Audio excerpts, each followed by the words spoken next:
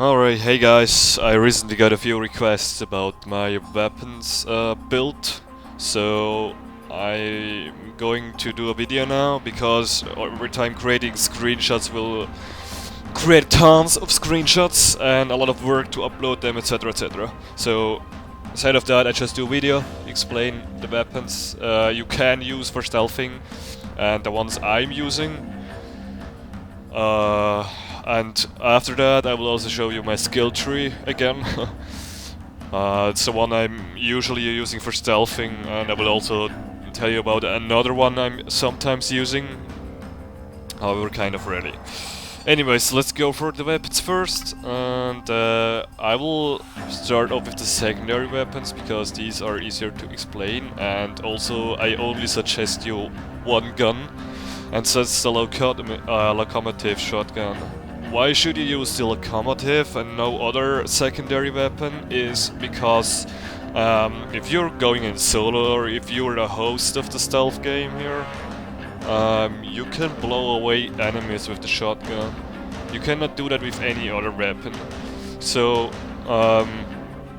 as long as you're host of the lobby, you can do that. If you're not, you will see the guys fly away, but since the stealth is according to the host, for the host he will not be blown away and be at the spot where you just shot him. Therefore, I still recommend the locomotive because any other gun actually can be replaced by your primary already. You will probably use your primary for everything, except for blowing away enemies sometimes, so just use the locomotive. Like, you can actually use any of the secondary guns for pistols, I mean, because as you can see they all have concealment 29, 29, 30, 29, 30, except for the Bronco. That one probably won't work. I didn't test it out actually, but yeah, you know what I mean. 29, 28, 30, etc. You see, you can use all of these pistols for stealthing because they have an extremely high concealment, and my locomotive only uses a concealment of 29. Yeah, it was leveled up for 29. So you need a concealment of 29 to get down to your lowest detection risk. I think depending on what your primary weapon is, you can also go down here a little bit, but you need a higher concealment for your primary weapon. Anyways, that's already everything you need to know. Yeah, right, maybe the mods I should show you. Totally forgot. Since these two things here are allowed, these barrel extensions are allowed, you can actually only use this one. It will give you a -2 of concealment, but you can compensate that with other gadgets and stuff. For the gadgets, you will only be allowed to use the compact laser module because that's the only one not being viewable.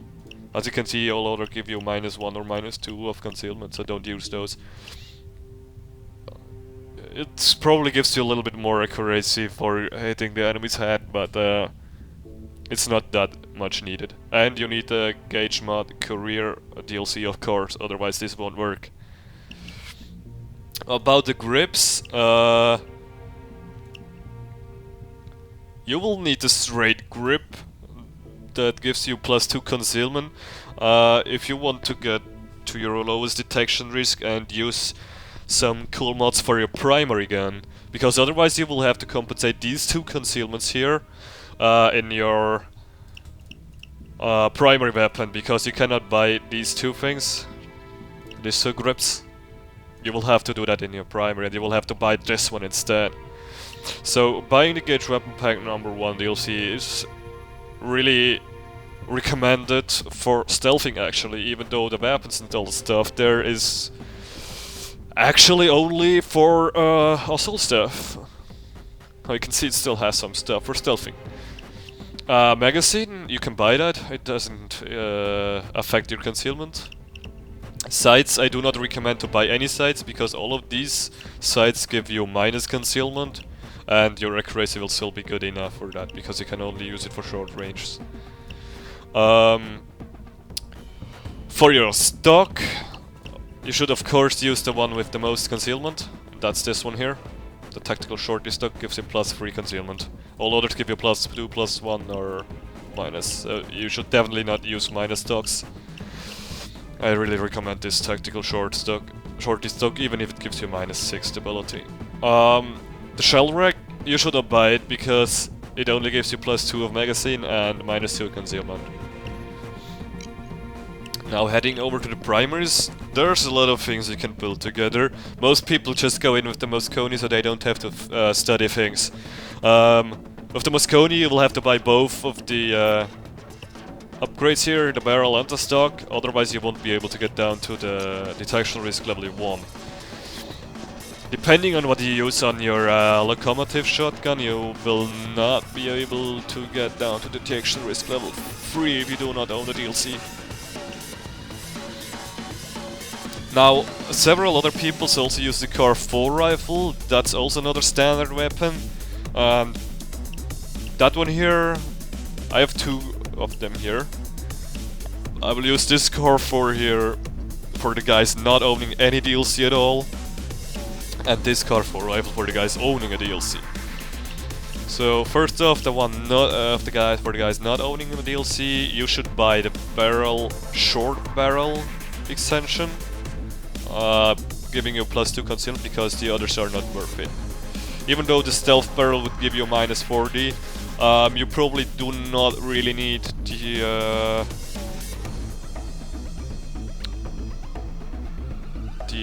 barrel extension here, depending on what you're planning to do actually, because most of the guys can be killed with the locomotive. It's just for high range and quick shots if you want to use this gun here as your stealth gun. Most likely I used this gun for control freak skill, get down civilians, but I replaced it now with another gun. Anyways, I really suggest to buy to get the short barrel instead of the stealth barrel. As you can see, it also gives you -5 damage, but would give you +2 of stability. You can still buy this barrel extension here, or like anything else, like these two. Something that gives you stealth and less freed. You will be able, with the gauge DLCs, you will be able to compensate these free concealment. I will show you that later. Custom, yeah, whatever you want to do, you can buy those, of course. Foregrip, you don't really have a choice, you have to buy this one. It gives you +1 concealment.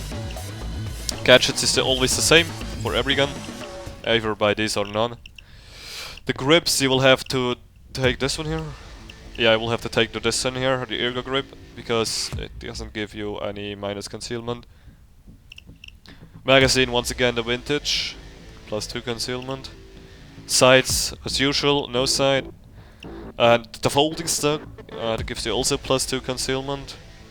You shouldn't take this one because this gives you the -1. And you can buy the exotic receiver if you want to. I recommend it actually. Now for the guys owning the DLC pack, I still suggest the short barrel again. Now you can buy this, the bigger the better suppressor. Because you have a few more stuff like this here, the competition foregrip that gives you +2 concealment. And some other stuff. Plus you have a grip that gives you +2 once again. So this is like really recommended because wait a sec, that's weird. It seems like 30 is your highest concealment you can get. I could check that shortly. Now this should give me 28. No, it gives me 27. Okay, never mind. That was kind of weird just. But you can see I got on 27 now, as well as this gun here, and I have a silencer. So I really recommend the gauge DLCs, especially the mod career items, because these are easy to get.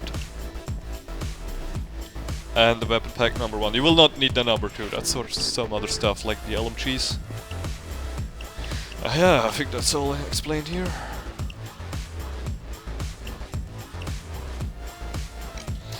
Then we'll head over to the gun you should actually use as your primary. That's the Commando 553 rifle. You will need the armor transport item. This DLC will give you 5 more heists plus another bonus heist, train heist, with what will be able to be unlocked in one of the 5 heists. And the train heist is also stealthable to a certain point, and probably stealthable for the whole heist if you have some luck, even though Overkill does not declare being stealthable. But anyways, why should you use this gun? Basically because you could do it in a single fire. Once again, catch weapon pack number 1 required. And you will have probably one of the highest accuracies. I use here a low profile suppressor and nothing else, because it simply gives me -2 health damage, but all these other things here would give me too much minus concealment. Foregrips should not be used, of course, because of -2 concealment or -4 concealment. Gadgets I don't have to explain again. Grips also not. And here, you could now actually use the Y stock if you have the stuff here, the Gauge Mod Courier. I did not use it yet, so you could level up like the barrel extension or something, or whatever you want, like this here as well, more stability, etc. You should buy the upper receiver, it would give you +4 of concealment. However, this is kind of weird actually, because it doesn't really make your weapon that much smaller, but it seems like it does. So, in fact, to describe what you should use is one of these 3 guns here, the Moscone, the Car 4 or the Commando as a primary. And as a secondary, the Locomotive, or maybe like the Deagle pistol if you do really not want to use the Locomotive. And why I suggest the Deagle instead is because it is kind of accurate, has a lot of damage, and is a good secondary gun for assaults in case you fail it. In fact, what you want to look for about stealthing is the concealment here. The higher the concealment, the better. So, you will really have to look for that one. Now, there's some additional things, like with the new Gauge Mod DLC, you could actually also build the AK. However, this will put you up to detection risk level 9, and it will be... You will see that in a few heists when you stealth it. Basically, it's the same thing as usual, go to as much concealment as possible, and you will get it done. With the other AKs, you won't get a detection risk like that, so it will only work with this AK here. And additionally, the AK-5 does not have the grips, does not have the AK grips, because it is not the AK it does not belong to the AK series Overkill is always talking about. Even though the gauge thing here shows, shows that these grips are for all AKs, it doesn't affect the AK-5.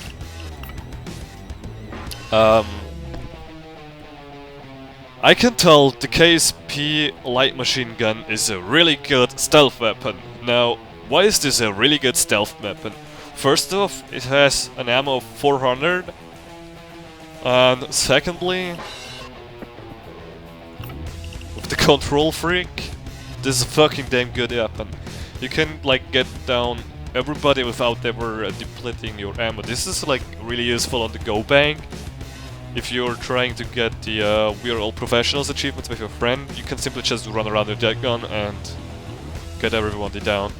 And as long as you do not equip it as your handgun, you will not be affected by this minus 25% of movement. So as long as you hold out your secondary gun, like the locomotive or whatever, you will not be affected of the 25% of movement speed decreased. So these here are the guns, as I told you, for stealthing. And I think the armor is clear that you should use the two-piece suit. That's the highest concealment.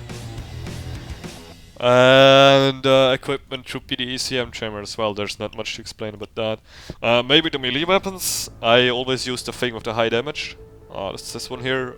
Actually, I never use the knife anyways. I only use it if I'm like out of ammo and there's an enemy in front of me.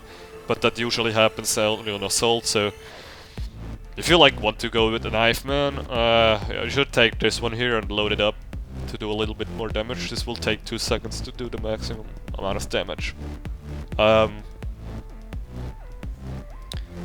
Yeah, well, you can actually use whatever you want, but I recommend the trap on a knife because that's just the most damage. Oh, whoops. Now to the skills. This is my usual build.